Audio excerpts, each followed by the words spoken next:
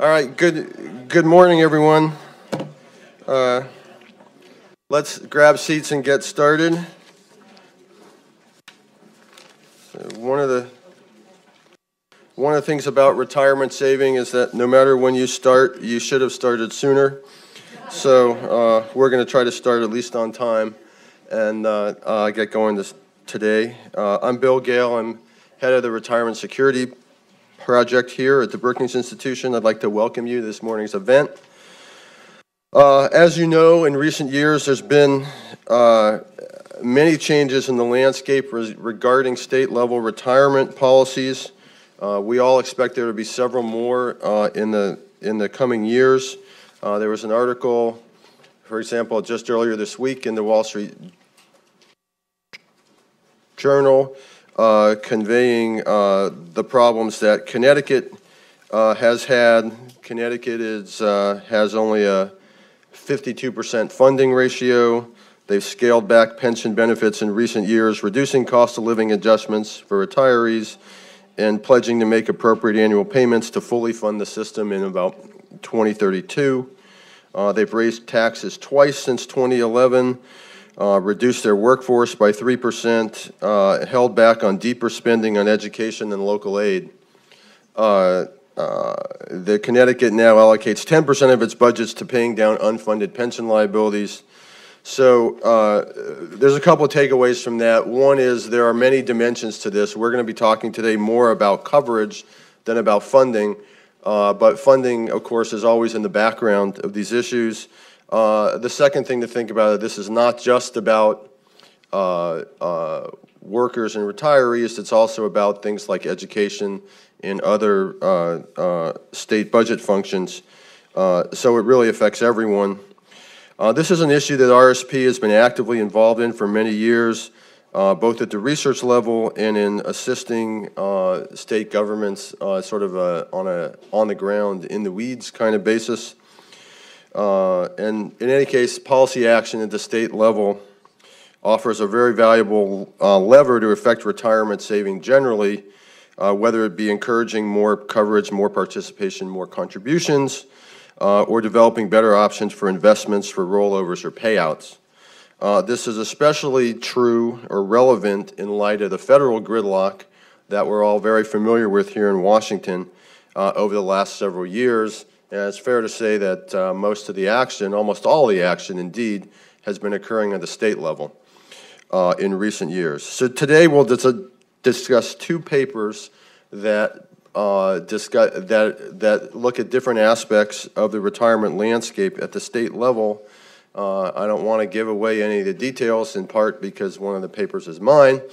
But right now, I'd like to turn the podium over to Josh Gottbaum, who will moderate the first panel. Thank you.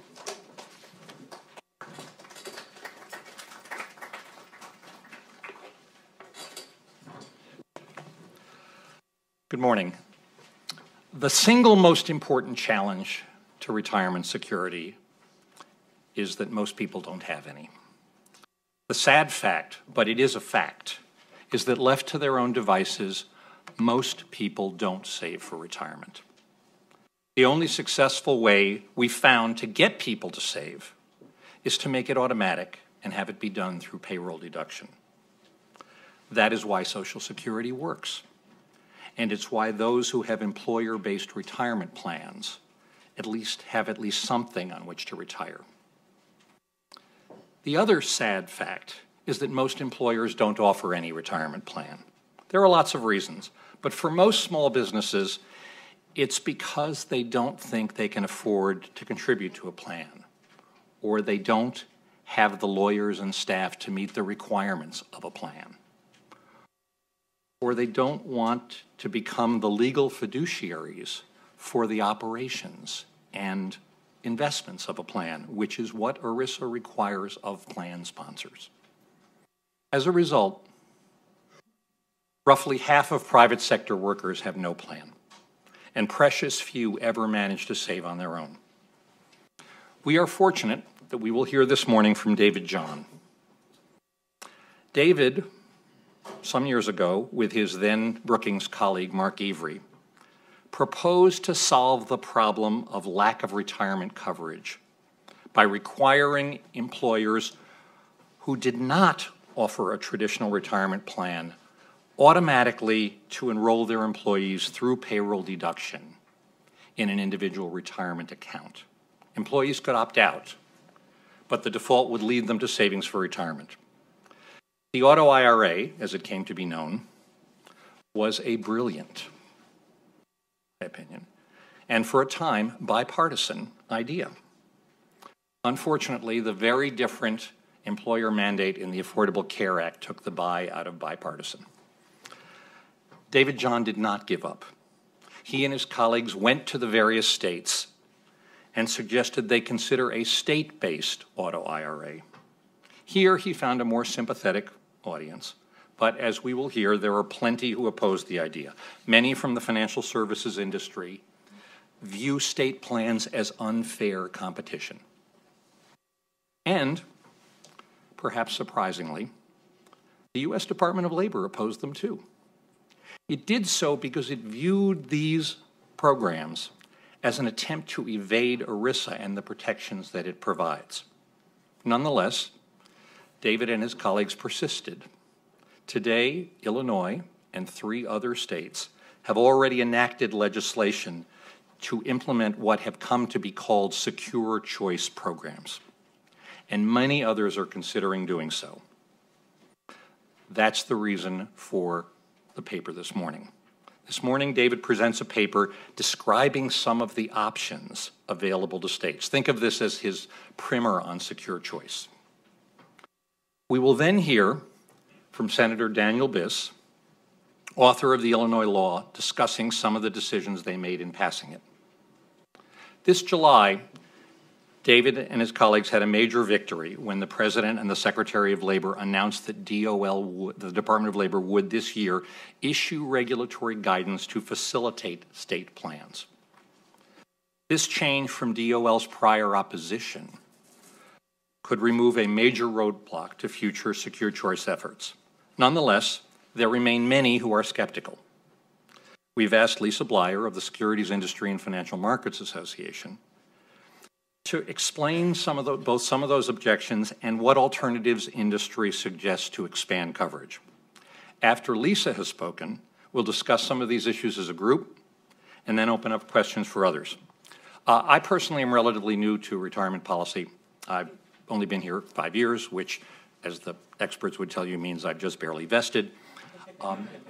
Nonetheless, personally, I think these efforts, if done well and widely, could be the most important improvement in retirement security in decades and improve the lives of tens of millions. And so, without further ado, David John.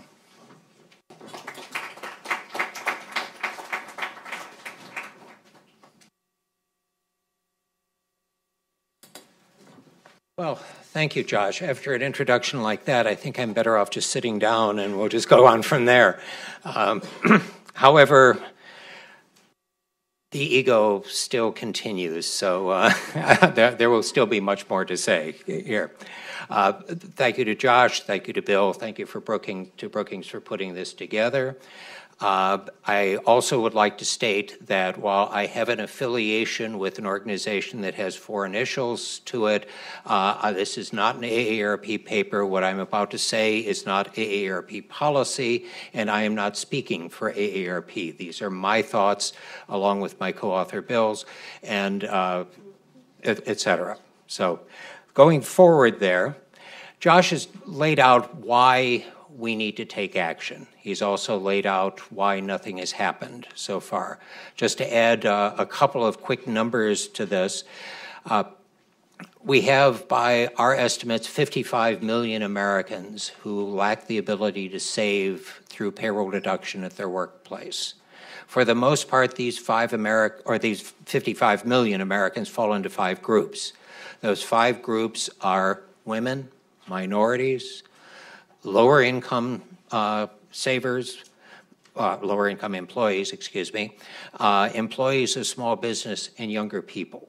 Now, if you don't start saving young, and I can say that from personal experience, you have a much harder road to catch up. The United States Government Accountability Office says that for smaller businesses defined as 100 employees or less, that this roughly 1 out of 7 offers some sort of a retirement plan to their employees. For the most part, these are companies that have higher compensated employees. Last but not least, we have said in the past, or we have heard in the past, that an individual can always go out and open their own IRA. But the simple fact of the matter is that an analysis of, I can even get a musical accompaniment. That's just really too much. But thank you. An analysis of workers within the $30,000 to $50,000 income range, which is one of the ranges that will be most affected by state-sponsored plans. For those who only have an IRA, roughly 1 out of 20, 5% roughly, actually save regularly in such a plan. And having a plan is not the key, because you might have an IRA from a rollover from an employer plan, but the question is whether or not you actually continue to contribute to it, and we know they don't. Now, as Josh mentioned, there are 2 parts to this paper, and I'm looking to focus on one.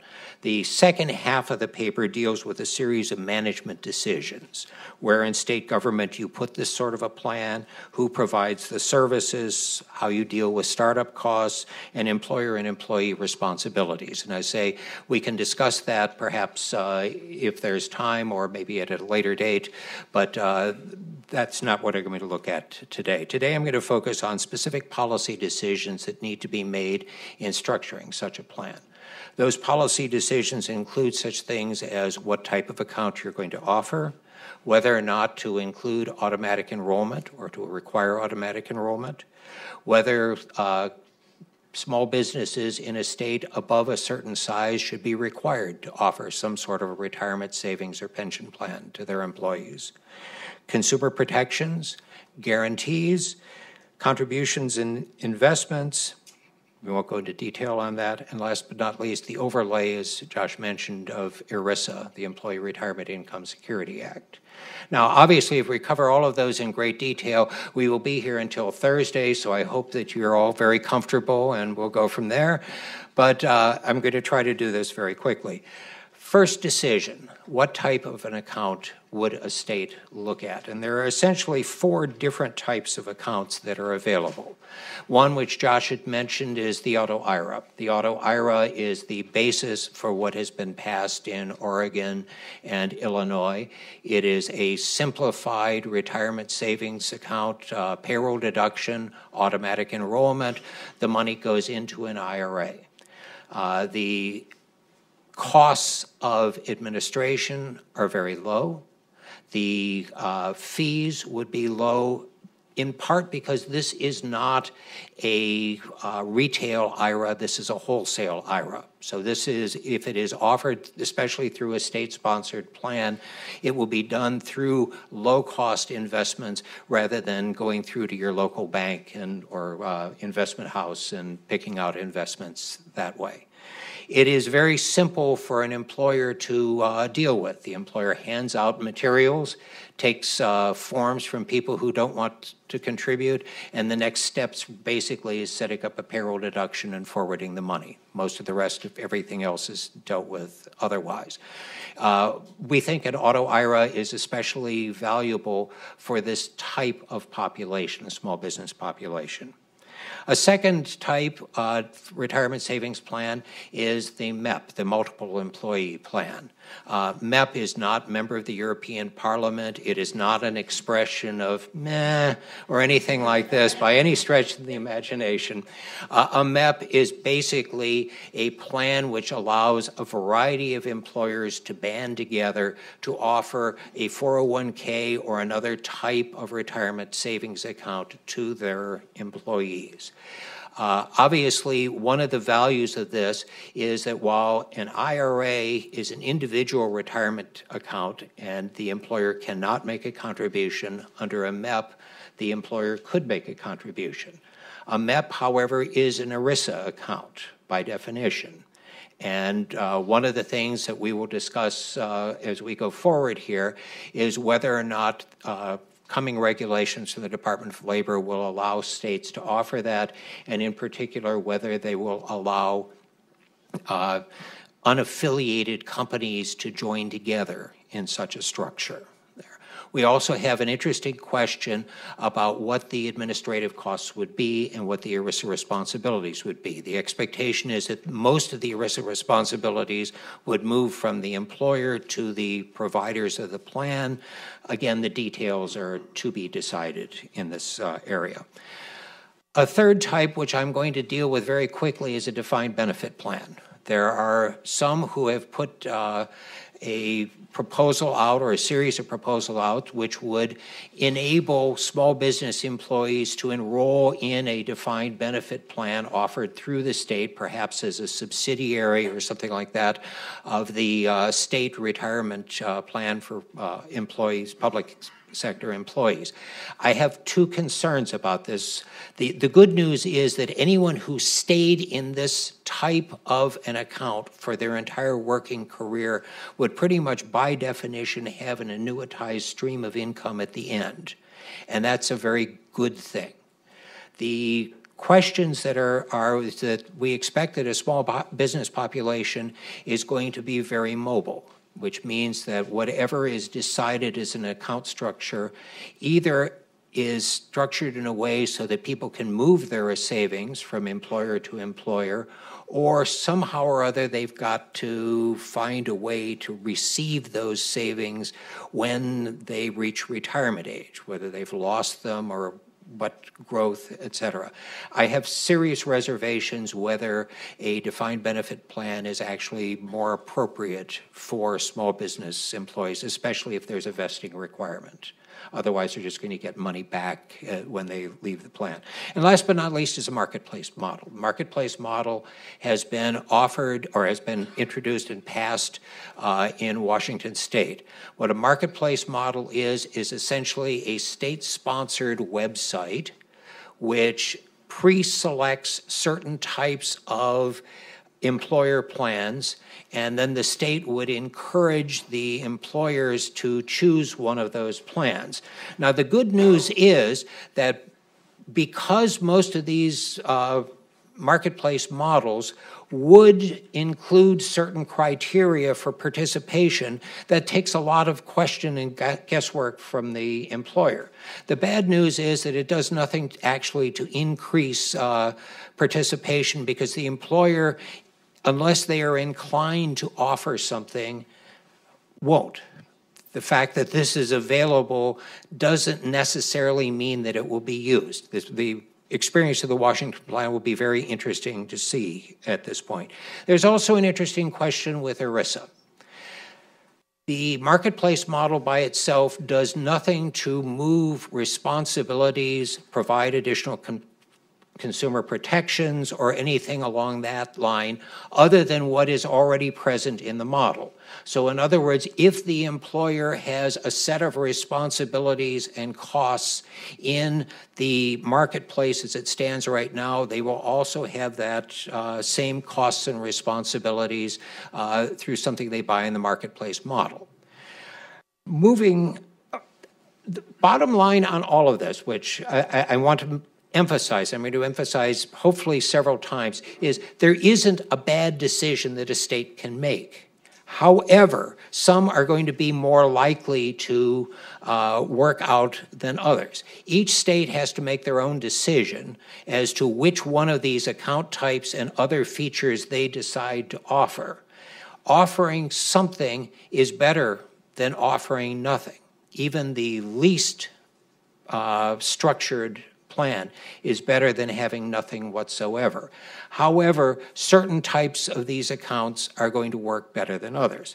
There's a question of automatic enrollment. Automatic enrollment works spectacularly, and it works spectacularly, among other things, for the population that we're talking about, the small business employees. What's more, employees like it at all income levels, at all various groups, age groups, race and ethnic groups, et cetera. The Retirement Security Project and AARP joined with FINRA several years ago to join something called Retirement Made Simpler, with an R at the end, because somebody else had taken the web domain Retirement Made Simple first. And one of the things we did was to poll employees who had been automatically enrolled. We found 95% made automatic enrollment easier. 85% started saving sooner than they would have. 97% of those that were automatically enrolled and stayed in the plan, which was roughly 90% of the sample, said that they were satisfied with the process and glad that their company offered this. I mean, Vladimir Putin doesn't usually get that kind of number. And of those who opted out, 90% were satisfied with the process, and 79% were glad that they offered it. You do not necessarily have to offer automatic enrollment as a state in order for a plan to work, but it is something that makes it better. One question that has to be dealt with is whether or not ERISA will allow automatic enrollment into a payroll deduction IRA. That we hope will be dealt with by the forthcoming DOL regs. The Department of Labor has said that a payroll deduction IRA is not an ERISA plan, and previously it has ruled that workers could be automatically enrolled into a health savings account, so there is a precedent for this. Now we come up to the hardest question of all. Do you require companies above a certain size to offer some form of a plan? And they don't have to offer the state-sponsored plan. They have to offer something. So they could choose some other choice other than, say, the state-sponsored plan. This is a political decision. Obviously, if something like that is included, if there is a required offering, there will be a much greater participation. It also eliminates the question of whether employer A faces higher costs than employer B because employer A has offered some sort of a retirement savings or pension plan and employer B has not.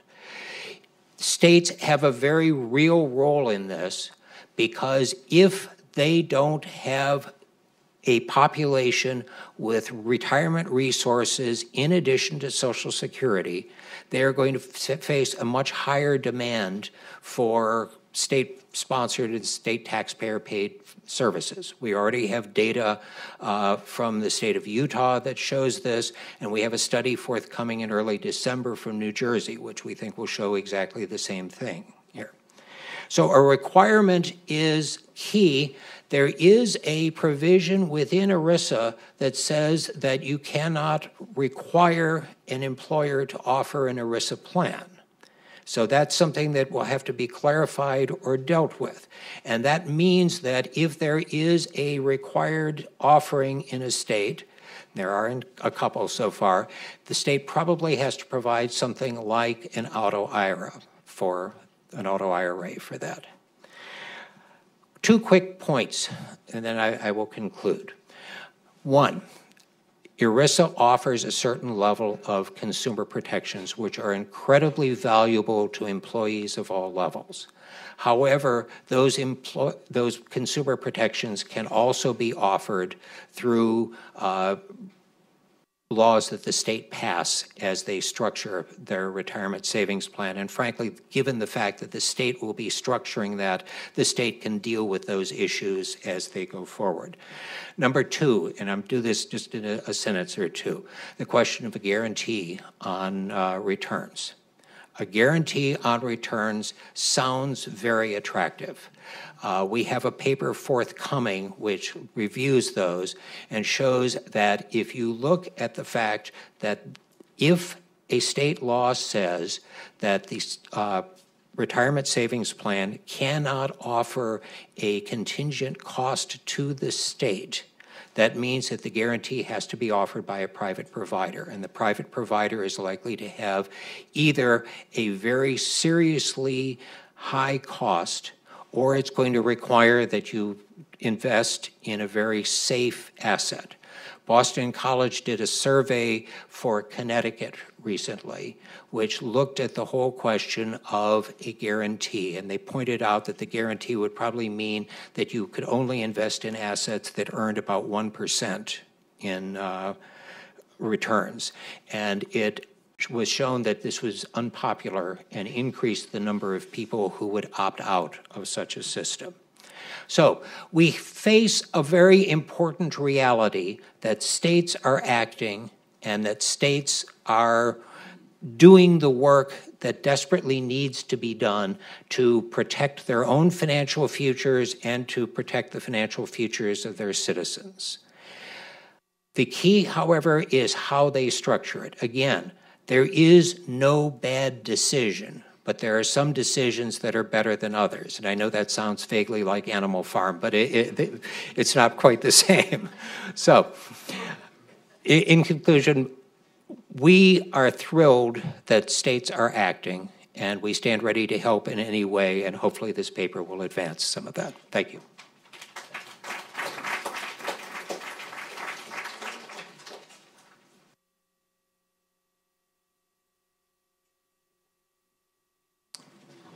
Well, good morning. That didn't work. Good morning. There it is.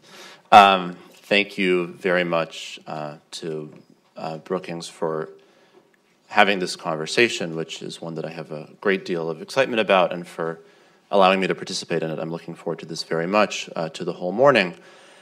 I'm Daniel Biss. I'm state senator in Illinois. I represent the north suburbs of Chicago. If you lived in Illinois, you live in my district probably. Many of you seem to have grown up in my district. We're trying to take care of it for you. Feel free to come back anytime. We appreciate your sales tax dollars. I was asked to speak about the efforts that we've undergone in Illinois to enact an automatic IRA program, and I was asked to speak about a specific question, which is not the question of whether there is a retirement savings crisis, or whether there is, or whether the lack of access to employer-based plans is a critical portion of that, or even whether the states have a role to play in addressing those problems. The question I was asked to address is, hey, Daniel, in your efforts in Illinois to enact legislation on this topic, what decision points did you find yourself encountering, and how did you address those? And so I'm going to take that mandate seriously and literally, because I think it's an interesting set of questions and hopefully an instructive one for those in other states and maybe one day here in Washington who are seeking to address this question. So the first point I'll make on this is that we, needless to say, acting in a state legislature, we're acting without the ability to change federal policy. We were acting based upon our best ability to interpret ERISA as it currently stands, and I won't speak to any hope one might have to change federal legislation either. So the first decision, maybe later, the first decision we came to was we took the position that if you had committed some really, really horrible crime that would be not only career-ending for you, but would bring dishonor to your descendants for several generations, and it was your fervent desire to hide this fact from the world in the best manner possible, the way that you ought to set about to do this was to create a task force of the Illinois legislature and ask it to issue a report on the topic. We felt that creating a study committee and having them report back to us so we could then act again was based upon the peculiarities of Illinois political culture, a path to failure rather than a path to success. And this was a very, very important principle of ours. It is clearly specific to Illinois. Oregon took the exact opposite approach with great success. California took the opposite approach, we hope, ultimately with success. But that was a core principle of ours, and it hemmed us in going forward on a negotiating basis because that was kind of the easy out that those opposing our efforts felt that they could trap us into, and by constantly resisting that, we kind of used up some of our ability to resist other requests at concessions. The other core principles we brought to the discussion were really just two. Number one, for all the reasons that John laid out, we felt that, sorry, I do this all the time, it's these two first names, that David laid out. We felt that in this decade it was just silly to implement something that didn't utilize the benefits of automatic enrollment. We thought that the evidence was too clear, the increase in utilization was too significant, particularly among the populations that most urgently needed assistance in saving early, and so we were not prepared to negotiate on the question of whether automatic enrollment would be a feature of our legislation. And the other thing that we were not prepared to negotiate about, which was again a subject of significant contention, was the question of whether there ought to be a requirement for some collection of employers. So we took the basic position that there's a structural problem in the retirement infrastructure in America, and that we needed to change the defaults and structures so that if people aren't really thinking hard about this question in advance in a proactive manner in their 20s, nonetheless, by default, things will be taken care of. Things might not be taken care of in a manner that's optimal for everyone, but things will be at least taken care of in a manner that's different than nobody saves anything. And so to achieve that, it was again necessary to have some kind of requirement for some class of employers and automatic enrollment. In that rubric, we then basically took the position that we'll take what we can get, because once you have that structure in place, there's significant opportunity in front of you to improve upon what's been created. So the next question that was posed to us is, for which employers should this program be obligatory? And this was a politically difficult question about which we ultimately found ourselves obligated to make concessions that were pretty significant. So the law that was enacted in Illinois applies for employers of 25 or more employees. And considering that the problem that we're discussing is focused in particular in the category of the truly small businesses, this does cut out of eligibility a significant portion of the 2.5 million Illinois workers who today lack access to any employer-based plan. Our view was that this was the type of concession that can be, over time, when the program is up and running and successful and does not result in the sky falling and various tragedies befalling the people of Illinois, could at that point then be adjusted. And so we believe that when this program is rolled out in 2017, that threshold, which is too high for my taste, is nonetheless low enough to allow scale that will allow the program to be successful, and then over time, when the program is successful and popular and benign, that can be decreased. The next question that we were posed was one that David also referred to, which is, do you structure this as a individual retirement account, which is outside, one presumes, the purview of ERISA, or do you structure it as a multi-employer plan under ERISA? And I'll be very direct. We made this decision based on purely pragmatic concerns.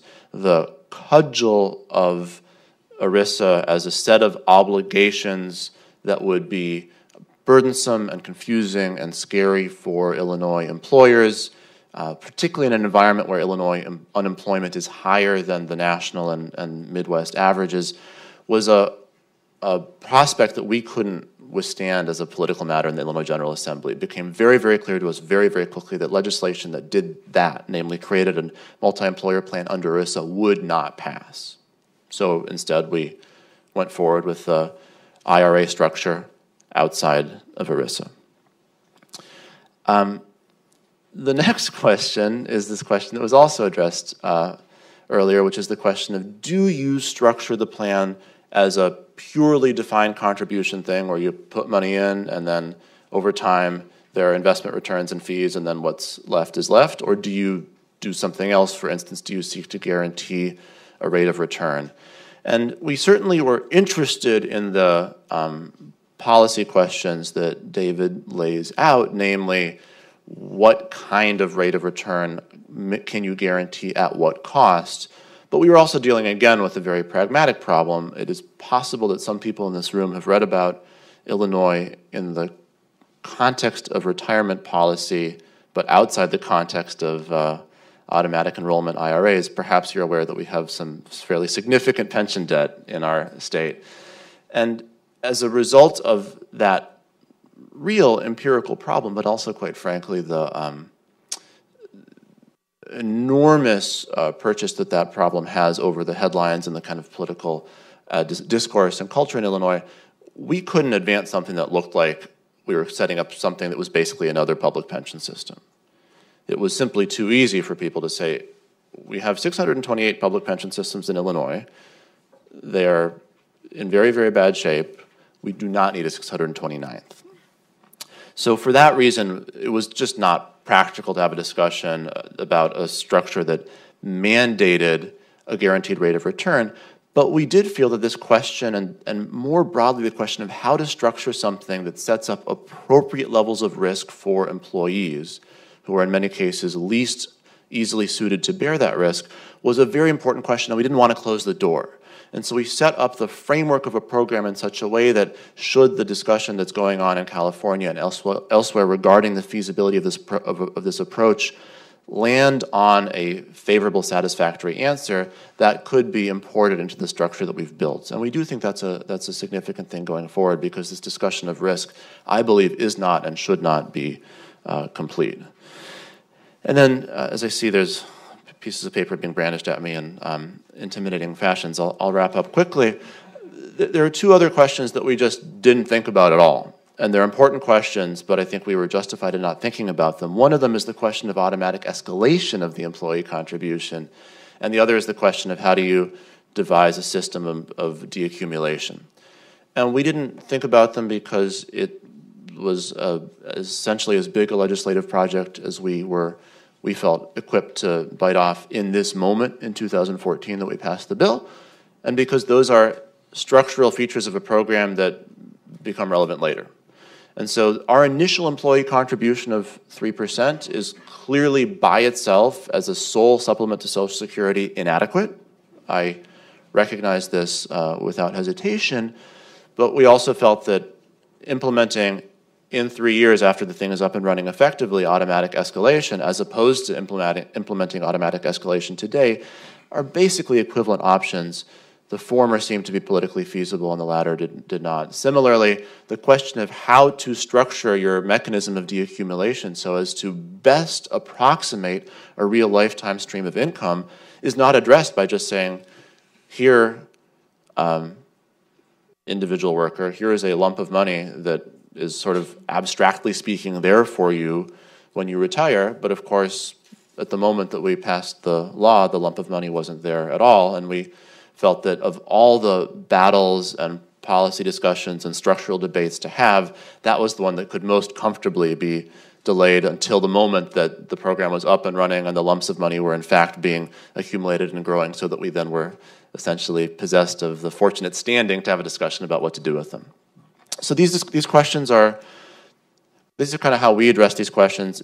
Surely any state will find itself with different policy opinions and different political requirements, and I suppose just want to close by saying I'm really, really thrilled to see that a number of states seem to be having robust discussions on this, and if there's a way for me to be of assistance as those states are moving forward in that process, I would be really just absolutely ecstatic to do so. Thank you very much.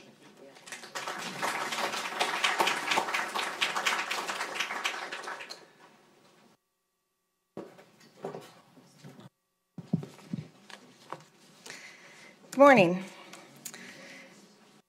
So let me start by talking about where we have commonality, and certainly the service provider industry, the employers, everybody knows that we need to improve retirement savings in this country. So we can start there. It's a matter of how we're going to get there and what we need to do, and then what hurdles we need to go over. I'll start with the basics of looking at my own children and where I know I'm going to need to go with them. And that is starting with education early. So yes, I know this is not the answer. It's not the total answer. Financial literacy is a problem in this country. But we need to talk more about the importance of saving that money and then leaving it there. There's so much legislation, even on the Hill, talking about money that you could take out for first home, money you could take out for everything under the sun that you can think of. That money needs to stay in for retirement if we want people to be making it to retirement. Financial literacy, general investment education. I will tell you, two of my kids, one of my kids in elementary school, one in middle school, one in high school. My high school one is the only one who has started receiving something on financial literacy, investment education. She's not yet talking about retirement, but they have only just started to talk about the importance of putting some money aside, and it's not just about what you're going to purchase a couple months down the road. That's one type of savings, but we all know the bigger picture savings is that longer term savings. And if my kids right now, oldest one is a teenager, if we can convince them to start saving as soon as she started earning money, which is now, and start putting some of that money aside, we've started talking about the concept of compound interest and how she needs to start now and think of what that's going to be like by the time she hits retirement. So what we disagree with, though, is the state being necessarily the right place to find the answer. So there is an entire structure that has certainly grown up around retirement savings. And there's a reason there's that whole structure. And there's a reason that, that things have been put together as they have. Part of it is things like portability, right? If you're in a particular state, so we live here in the DC metro area, and so some of us live in Maryland. Probably part of the room is Maryland, part of the room is Virginia, and part of the room is DC. So say Virginia manages to put a plan together and then they pass one. Well, what happens once you move from one of those states to the other? Because I'll tell you, in my past 20 years, I actually have lived in all three of those jurisdictions because job-wise or house-wise, what we could afford, what was the right area to live in. And now I'm in Maryland, but I've lived in Virginia and I've lived in DC, all within this 20-year time frame. And there are going to be challenges. So if somebody in the state of Illinois or, in any of the states that have passed legislation, state of Washington, if those are tied to your employer, and that employer is only in that state, that small employer might only be right there, what's going to happen when that person moves to another state that maybe doesn't have that? Say they've managed to save $1,000 in that account. Is that one of the missing participant accounts of tomorrow? Where are they going to take this money? Are they going to take this money? Are they going to remember they have this money? There are so many jobs that people who retire. When you graduate now, I think it's something like 7 jobs is the average. When you think about trying to keep track of that, and keep a track, I've had several different jobs as well. And so I personally have rolled over much of my money so I can keep it in one place so I can keep track of it. And then once you marry, then your spouse has X number of accounts as well out there. It's just a lot to manage and keep track of. The paper that Bill Gale and David John did is great because it highlights some of the potential liabilities out there as well. So often when we're talking about the state-run retirement plans, there are the issues of liability. There's the ERISA. There's also for the employer. There's also for the state. These are all still questions that are unresolved as of now. And if you don't create, so often when I talk about this, I talk about we sometimes point to ERISA, and some people say, let's all stay away from that because we're fearful of it. But as the paper pointed out, there are a lot of positive things in ERISA as well. It does provide a lot of protections. So I'm not sure the answer is to set up a parallel structure that's outside of ERISA, that we're going to handpick which ones we want to put in there and which ones we don't want to put in there. There's a reason ERISA has the protections that it does have in there, and that there is a structure there that should be used, and using that structure. If you use the private sector to move forward on saving for retirement, you are within the ERISA structure, and you are with those protections that are in place, whether they're anti-discrimination rules, whether they're spousal protections, all the protections that are right now in there. when people talk about setting up these additional or new structures, whether through a state, that there's a lot of things that people don't consider when you have to put together a parallel structure. And I go back to why there is a structure in place today that is there. Because record keeping, the basic transmittal of the funds, when you're talking about a small business who's in business to, the joke is make widgets, right? So it's in the business to make widgets, and that is their job. And they're not thinking about retirement. They're thinking about making payroll. They're thinking about making sure that everybody who's currently employed by their small business continues to be employed, and that the business is able to market, sell more of the widgets. That's where they're focused on. And so that small business might not be on an ADP-type payroll system. They might still be using paper system. There are so many different systems that could be out there that then, what is the structure then that's going to end up being around that in terms of education regarding all those individuals who are within that small business? The small business owner is focusing on the widgets. Small business owner is not focusing on how to help his individuals save for retirement. Instead, he's worried about how to help them get a paycheck 2 weeks from now, 4 weeks from now, 6 weeks from now. But there are avenues today. We believe there are a lot of avenues today, and that the issue is not one of accessibility. There are IRAs today. Somebody could go set up, an individual can set up an IRA today. They could set up a low-cost one. We worked with the state of Washington on their legislation because the idea was to use the structure that's in place that is providers today, but actually give them an avenue. So we set up the marketplace, what will be a website, which will have a certain product. So if it's a low-cost product, it allows the state to design the product and say it needs to be a product that meets all of these criteria. This needs to be the investment type. Here's what the fees need to be. And then they put that out. Any provider who wants to offer that product will then be the one to go and say, I want to be on that, listed on that website because I have that product. So that's an avenue. It's why we've been very supportive of what they've done in the state of Washington. We're also very supportive of the MyRA. It is a federal solution here. And David John, Mark Avery, quite a few years ago, back when I was at the American Bankers Association, it was called the R-Bond. So for those who were very engaged in this some years ago, but is now the MyRA. What we like about it is portable, addresses that issue. It is the federal government. It's government insured. It encourages principal preservation until it reaches a certain level, at which time then they encourage you to actually go out there and put it into a product that then allows you to move closer to retirement. I realize some of the criticism of the MyRA is that it's too small amounts, that it's not enough to get you to retirement, and that's true. But a lot of the people who were trying to engage by looking at state plans, by looking at these options, don't have significant amount of money that they're going to be putting away tomorrow. We are talking about small amounts. When we're talking about even payroll deduction, taking out an automatic amount of money, whatever that percentage is, we're talking about usually $10, $25, $30. That's all we're talking about taking from the paycheck right now in terms of that, which is not going to get somebody to retirement. So you've got to get them thinking about saving, and as they're thinking about saving and they create a little bit in that account, and then hopefully go from there to then entering the equities market and being out there and moving truly towards retirement.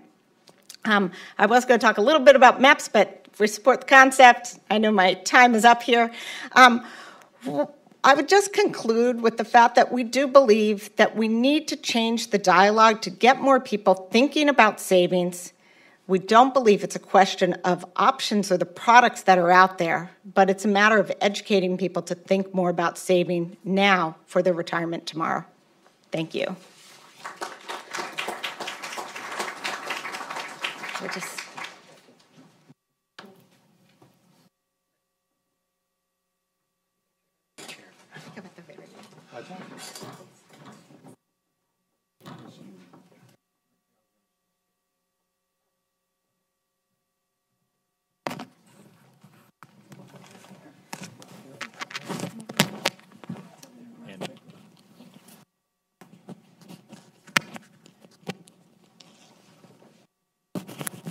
is the do-it-yourself economy. Was the do-it-yourself economy.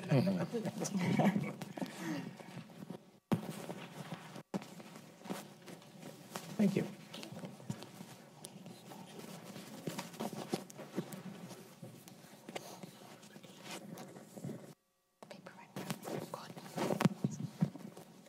I'm really glad you did that.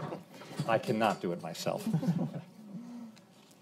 We have, as we've all hinted, not nearly enough time to talk about all these issues here, but I wanted to tee up at least a couple of the issues.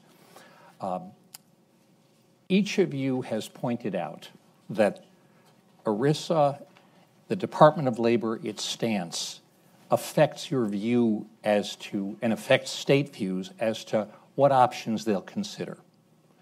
When Lisa and I were talking last night, she said, you know, if it were legal and clear that you could have a multiple employer 401k plan, then that might be attractive. You all know and paid attention to the announcement by the Department of Labor that they were going to do something.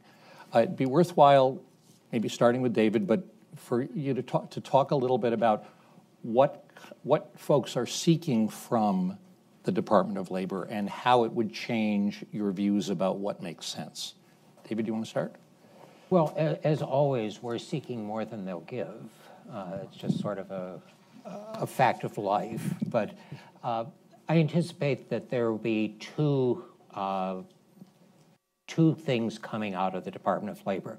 And let me stress that any sort of prediction is just about as valid as my prediction of what weather will be on July 25th, 2062. But we anticipate that one of the things that they will do is to look at the automatic IRA and eliminate any question as to whether or not this is both legal, whether you can include automatic enrollment in a payroll deduction IRA. As I said in my remarks, we believe that there is a precedent for that. The second thing is going to be that I expect that there will be some nod of some degree towards a MEP. Now, one of the things this will do is to eliminate a large amount of the questions that various states have. When we are working currently in about 25 states now in one form or another that have either passed plans or in implementing or they're starting to think about this. We anticipate, in answer to one of Lisa's questions, that if you move to a state that you have one of these plans and you move to one that doesn't, that you're going to ask why.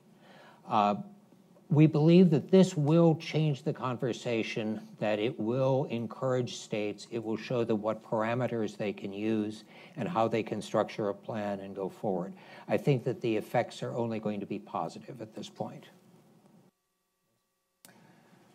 Well, so I guess I would just ask that as the department looks at this, I hope it will come out as a proposal and allow everybody an opportunity to look at what exactly it will entail, how they will handle certainly liability, and that they'll create a structure that actually providers and others will want to engage in. I would just begin by saying that we in Illinois are ecstatic that the President and the Secretary have initiated this process. We think it's really important and valuable, and we're very sensitive to the concerns that exist about putting in place something like this outside of ERISA. So we think it's important that that be thought through carefully. I think, as David said, this question of automatic enrollment and whether obligating employers to engage in automatic enrollment as well as the forwarding of employee contributions can exist outside of ERISA is very important. And then there is also the question about if you do something with automatic enrollment, then the decision of what the default investment is becomes extraordinarily important. And we expect some kind of guidance on that matter as well could potentially be helpful. Suppose you got the guidance you want. Not clear what the guidance you want is, but would that, for example, David, in your view, having talked to a lot of states, would that open up the possibilities for the ERISA piece or the hybrid DB piece sufficiently that some states might consider it? I understand thus far no state has. I think it would, actually. We know that there are at least a couple of states that very seriously want to include an ERISA type of plan for a variety of reasons. And depending on how strong the guidance is, I think that, yes, very definitely this opens that up. So would this would be within the ERISA structure is Yes. what they're talking about in terms of an option? A MEP. Yeah. Oh, in terms of a MEP option. So certainly, you know, if it's within the ERISA structure and it looks like a MEP, but we think that would be the best path for them to pursue. At that point, might, as background, SIFMA has been among the most visible and consistent opponents of the secure choice auto IRA notion. And my question is, and feel free to duck or not, but if the Department of Labor made it clear that this were that it were legal to have a multiple employer 401k model, is this something that you folks might be able to get behind? Well, I think if it is within the ERISA structure, and you know, so it was providing all the same protections and responsibilities and liabilities, then yes, it could be. That's interesting. That's big news. Out here. In a minute. Before we open up to questions for the audience, we have talked a lot about policy. Yes, it's part of the fun. Yes. The other part of David and Bill's paper, is that there are management and implementation issues here. And I'd be interested, especially Daniel, if you could, but if everybody could, talk a little bit about what are the practical implementation issues that when states consider this, slow you down, take time, et cetera? Yeah, I mean, there are lots. The timeline in Illinois, by the way, is that the law went into effect on June 1st, triggering the creation of a 7-member board chaired by the state treasurer, and also triggering a 2-year implementation period. So the program will be up and running June 1st of 2017. And there's a number of categories. There is the question of how do you structure the investment itself, which is, I think, possibly one of the easier questions. There's the question of how do you do the back end and the record keeping, and how do you parcel out those tasks between in-house public sector functions and those done by outside vendors. And then there's the very, very crucial question of education, both of employers and of employees. There are lots and lots and lots of employers, and of course, many times that many employees to be educated, and there's a lot of communication that needs to be done for this to roll out smoothly. Lisa, David, you want to mention something? Well, there are a couple that... Since you wrote a paper on it. Well, yeah, exactly. I just happen to have a few thousand thoughts on the subject, but two things that are going to be rather key going forward. One is, Lisa talked about portability. The paper does discuss the fact of the need to structure whatever comes out of the states in a way that can be moved from employer to employer. We cannot assume that because an employee of a small business starts with the plan in state X, that they will stay in the plan with state X. It may well be that they stay in that state, but they move to a company with a 401k. So one of the design elements is making sure that these accounts can be portable and can be easily moved to something of a similar tax treatment. Another one which is going to be important going forward is to structure something in a way that works, because we have learned, in particular from the United Kingdom's experience in the 80s and 90s, et cetera, that you can really damage the credibility of a retirement savings system by making some bad policy decisions and affecting the way people's savings goes forward. So a key factor is to make sure that it works, and that very likely is starting with something simple and then adding features as you go forward, rather than trying to solve every problem at once and trying to have everything work the same way on day one. That's going to be a rather crucial issue going forward also. These are not impossibilities. We've talked over the last several years with a wide variety of private providers who offer most of the services that the states are going to need. So, I mean, contracting out in a way similar to the 529 college savings plans is one way that can be used to start to structure these things. But it requires a lot of thought, and it requires the use of people who know the details of what they're talking about, the technical professionals. Before we open up to questions, Lisa, you want to add? Well, I would just say that, you know, it's why we're so supportive of what the Washington legislation is, because I'd agree that it's something that you're going to be doing in steps. And so, you know, they've taken a lot of steps by putting that out there, and it kind of needs an opportunity to see what that can lead to and how that might be able to help in terms of retirement savings.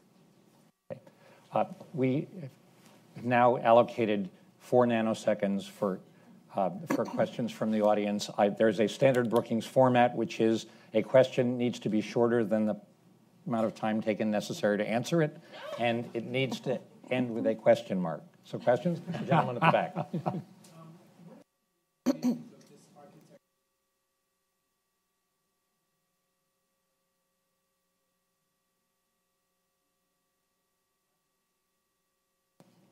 Good question.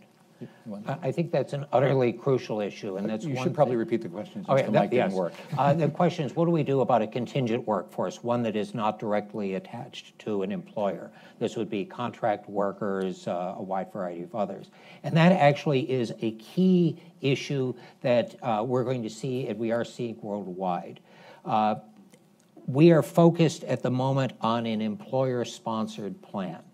One of the things going forward is that we need to have a way so as an employer or employee, as an individual, moves from job to job, they need to be able to have their retirement plan plugged into either the employer's plan or plugged into so that they can continue to make contributions to this. This is a rather key issue going forward, and one that we will be addressing.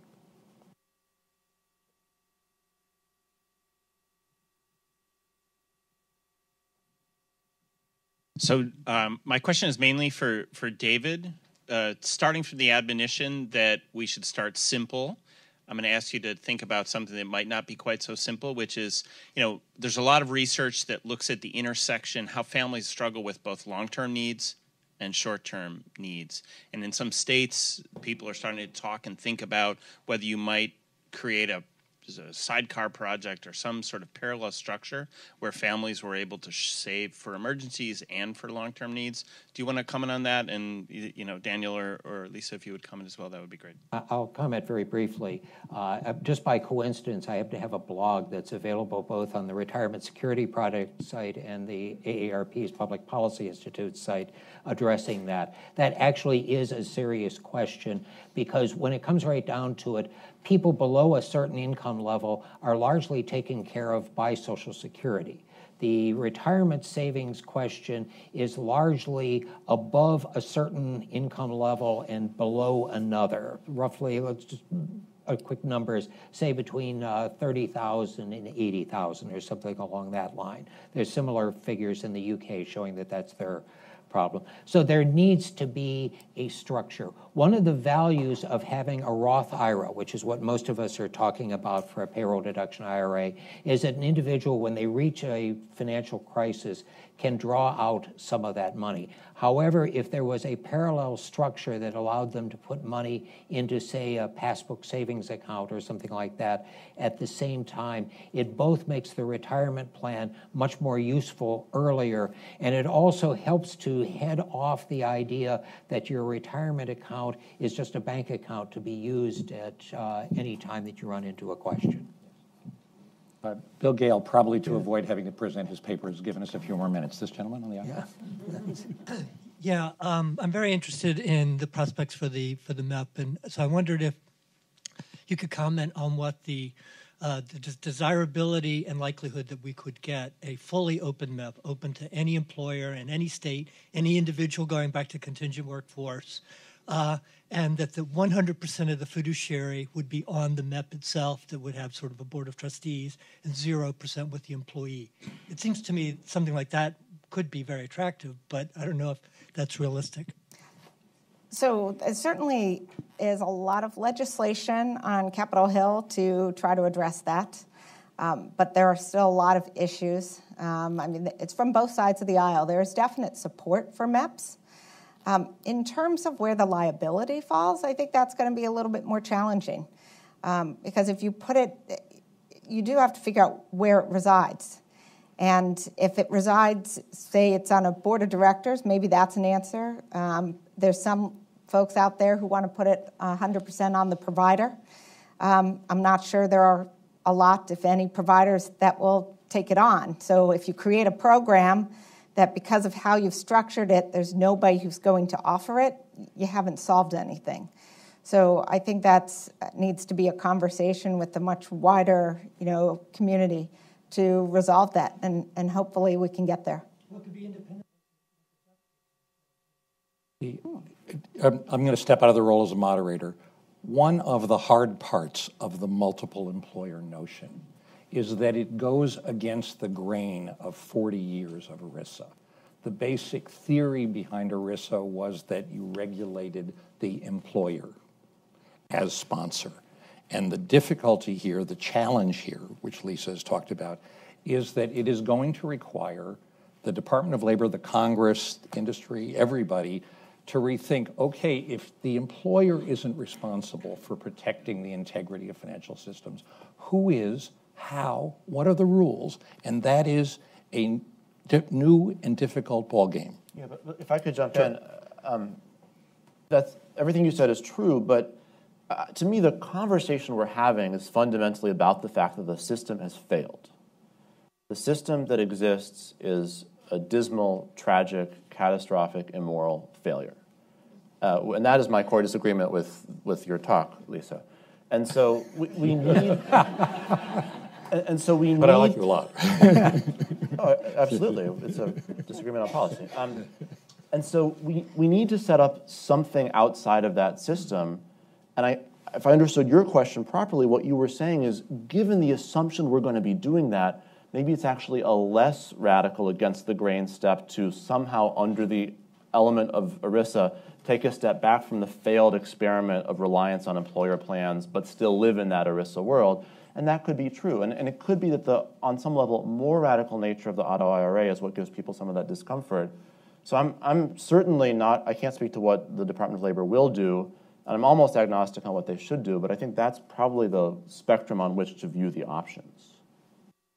I'm not sure we can beat that as a close, but yes, ma'am. Could you clarify how your bill defined an employee? Because that can be someone with 1 hour, 22 hours, or 40 hours. And secondly, how you defined an employer. And I'm thinking, for instance, some franchisees are considered part of a corporate structure. I don't know about McDonald's, but blah, blah.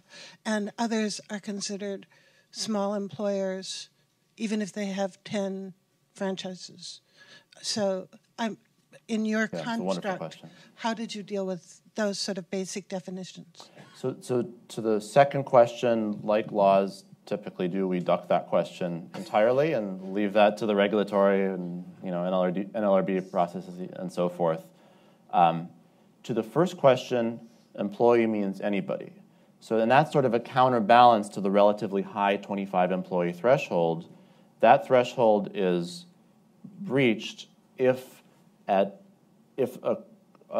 entity, employer, satisfies the criterion that at all times during a 12-month period, there are 25 employees, whether they be 1 hour a week or 40 hours a week or on an hourly salary or on an annual salary or what have you. And then once that threshold is triggered, all individuals in that broad definition are then automatically enrolled unless they opt out. In the back. Question for Senator Biss. My impression is the Department of Labor spends a lot of time making sure that workers' money gets from the employer into their 401k plans. Under your plan, what have you done? In a non-ERISA world, what are you doing to make sure that happens? Given, we're talking about relatively small employers who are going to be affected. Those who don't have plans, frankly, I think you're going to have a bigger problem here, and you're going to have to deal with employer bankruptcies, where money coming out of workers' paychecks is probably not going to be covered under the wage priority under the federal bankruptcy laws. So it's going to be complicated. So what have you built into your plan to deal with that? That's a wonderful question, and to the extent that we continue to move forward on this path of parallel to ERISA, that question of how many ERISA-like protections do you import into these state laws and how do you enforce them becomes massively important. So in this instance, we have protections reasonably analogous to ERISA regarding the amount of time that employers have to forward the monies. We set up inside the Illinois Department of Revenue an audit function with an escalating series of fines in the event that there are violations found. But I will freely admit that this is a real potential vulnerability of one of these plans that has to be addressed really meticulously. The thought that you would, in the hope to expand retirement coverage, instead open yourself up to a whole new category of innovative wage theft is not an attractive one and needs to be dealt with as though it is the serious thing, which it is. One last question, the gentleman at the end.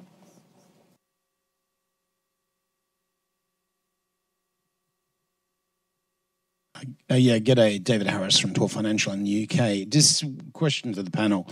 How important do you think that technology and the advent of technology will be in driving costs down in such a program, and also engaging as a mechanism of engagement? We have all got iPhones and now Apple Watches, and our experience globally is that countries have not embraced technology smartly. Australia ended up with 34 million individual accounts for 11 million workers at one point. Congratulations on that score. And the comparison is the UK tick positive is that all their transmissions now to Nest, a master trust solution, is done electronically, not by checks. It's fully automated. So just some thoughts on technology as we plow along. I have two very quickly. One is I sat down with a technology person who set up a new retirement savings platform. He was showing me how it worked on a really cool new Apple computer that I want. But he pointed out, look, we can import all the employees in this small business in 90 seconds. And somewhat sarcastically, I said, oh, 90 seconds, that long? And he said, yes, that's exactly the point. It doesn't need to be 90 seconds. We can do it even faster. And we will in the second version. So the technology is there. The technology is growing. And I think it's going to make a huge difference. And it's going to be up to all of us to embrace that. This really is a different world. Second, just very quickly on the Nest, the National Employment Savings Trust of the UK, which is something that they have as part of their reforms. They're way ahead of us in far as coverage. It's being phased in, et cetera. They have very real experience that shows that something along the scale of a state-sponsored plan, giving the differences in relative populations, actually works, and it can be structured, and it can be structured in a low-cost way. Quick, shameless plug, 8 organizations, I believe it is, are putting together, including several in this room, are putting together a conference in November 3rd and 4th in Chicago, where we are bringing in the CEO of Nest and a wide variety of other people, as well as states and the like, to look at how they've actually implemented it and how that has worked. So just a little something on the technology. I'm certainly not the expert on that, and I would be most interested in whether studies or analysis has been done, particularly regarding small businesses that might not have electronic platforms, might not have even their payroll system set up that way. as well as the issue of the unbanked, and that is those who are not yet using a lot of technology. And so I think I'd love to know how those numbers compare to the numbers of the people who are not currently saving for retirement. Daniel, last word? Yeah, and I think it's enormously important. And one kind of sort of set of anecdotes to illustrate it is our law has a cap on the total cost of the program at 75 basis points. And I've been inundated by people who are sort of interested in being vendors, essentially, to the program who don't realize that I don't get to decide. But if you meet them, tell them. And basically, they divide into two categories: the sort of traditional entities who say the only problem is that fee is literally unachievable, and then a sort of set of more modern electronically based platforms who say I can't figure out why that cap is so high. And so I think in the long-term goal of reducing costs, particularly when you have lots and lots of comparatively small accounts, smart use of contemporary technology will be essential. Let us thank the panel for an incredibly substantive discussion. Thank you.